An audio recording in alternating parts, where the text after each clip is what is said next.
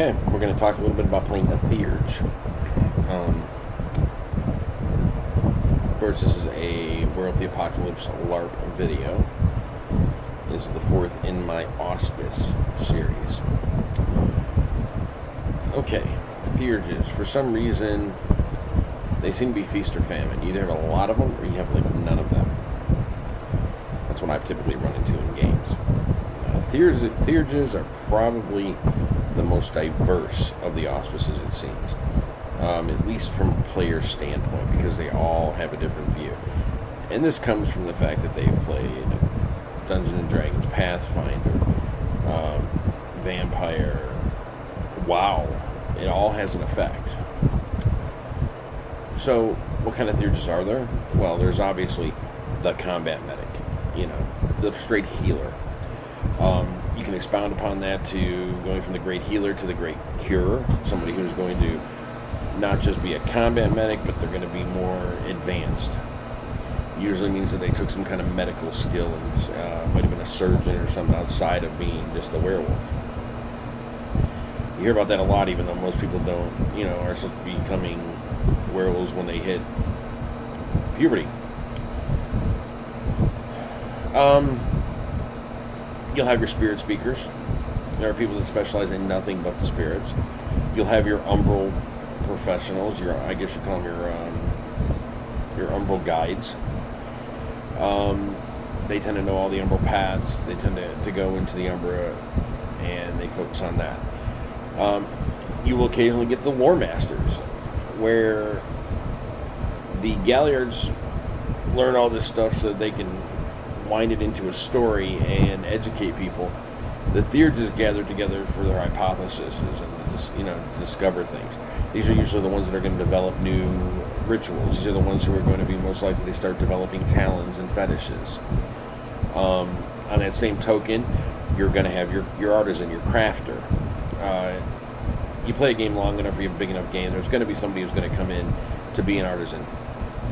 All they're going to want to do is make talons and make fetishes, and they're going to give them out to everybody.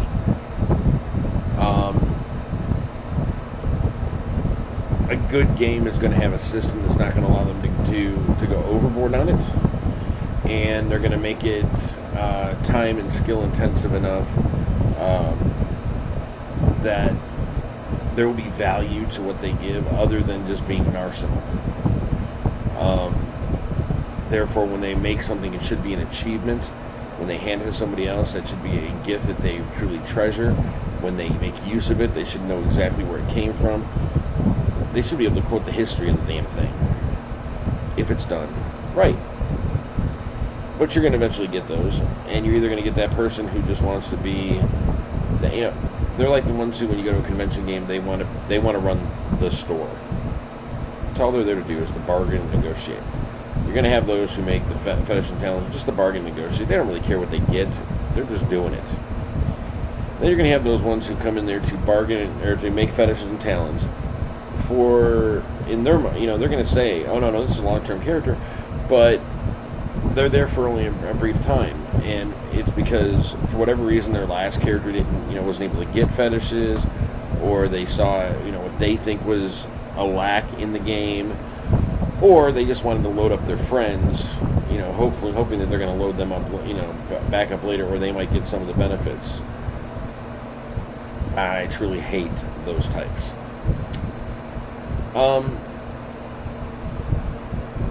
That's not really all that you can put in there. There's other, I guess you'd call variants, spin-offs. The agriculturalist, somebody who specializes in eventually becoming a keeper of the land, at least from the groundskeeping aspect of it. They're kind of healers and spiritualists all at once. So, but these are some of the bigger stereotypes that I've touched on. There's any number of them. I mean, hell, we always make fun of the fact that one of the characters we have in the game we call a Theurge, because he's a Theurge, but he acts like a freaking Aroon.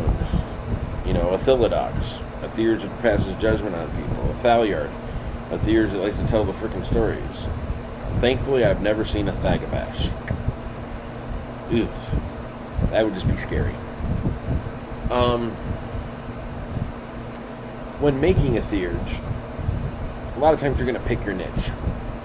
Some people like to feel it out, especially if they're from certain tribes. I mean, hell, the Geta Fenris, they're not truly considered adult until they really hit foster, and so what's the point of picking a focus while you're trying to get the necessary renown to become foster? Others, though, aren't as picky. You should pick your focus. Now, what kind of things do you need to have in there? Well, there's the obvious stuff. Lores, rituals,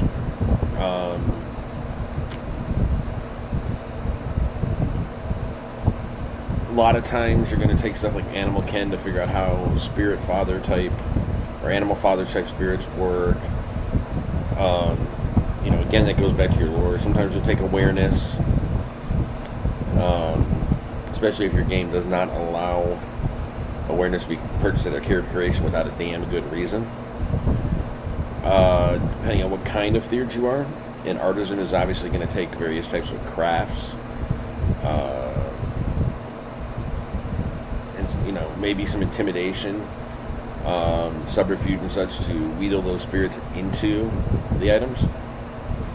Your healers are going to have stuff like medicine. Some games actually use a skill called first aid. Those that deal with the spirits are going to obviously have their lores. They might have the negotiation ability if it's used.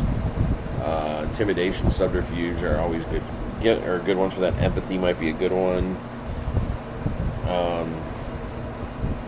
I like animal ken. Even psychology from time to time can be good.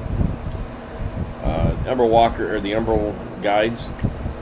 They're going to mainly have their Umbral lore. They might have some kind of merits like directional sense or something like that. There's not a whole lot of abilities that you can use in the Umbra that as effectively as you can in the real, although tracking might be used to some effect. Survival can be, depending on what realm you're coming into. Lord knows if you don't have survival in Pangea, you're an idiot, and you're probably dead.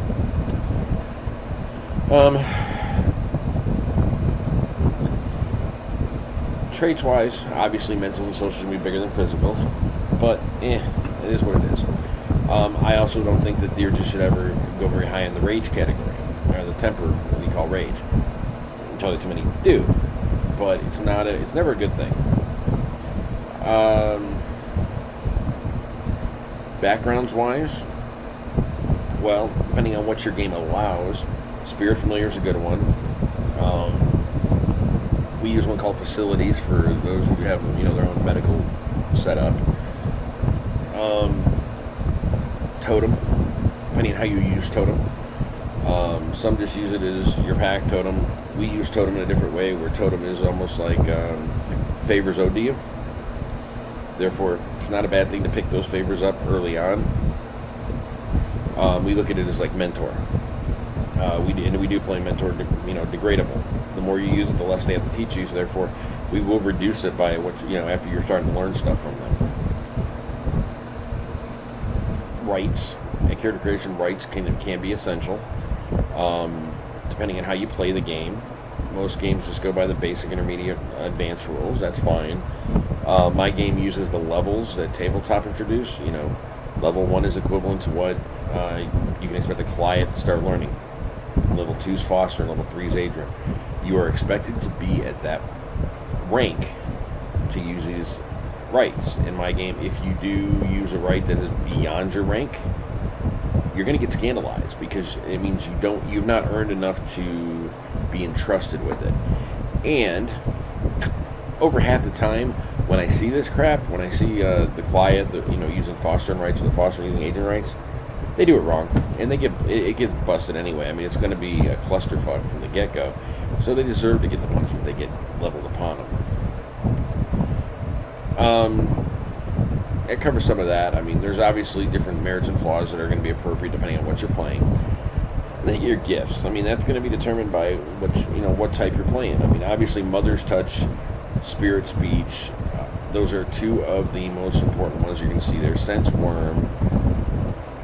And then moving on, there's other ones that, you know, depending on what rules you're using. I mean, we have several specialized gifts from various supplements that we use in the game that we have conversions for, and they're essential to some of these Theurges. When you're playing your Theurges, there is no set personality. You should be following your auspice roll. You should be following your tribe. You should be following your sheet. There's nothing that says that Theurge has to be the kindly, healing, mystic, cleric type. He can be a total fucking prick. I mean, hell, we had a Theurge that was running our sept, and she was one of the biggest bitches you're ever going to find. To this day, when most people talk about her, they shudder, they spit, whatever, and it's always that bitch. But I'll tell you this much. Since she's been dead, they miss her. So, I think that's all I'm going to cover with the Theurges right now. God, I don't know where else to go with it. It just seems like that covers the basis, and from there, it's all left in the player's hand. So, peace out, guys.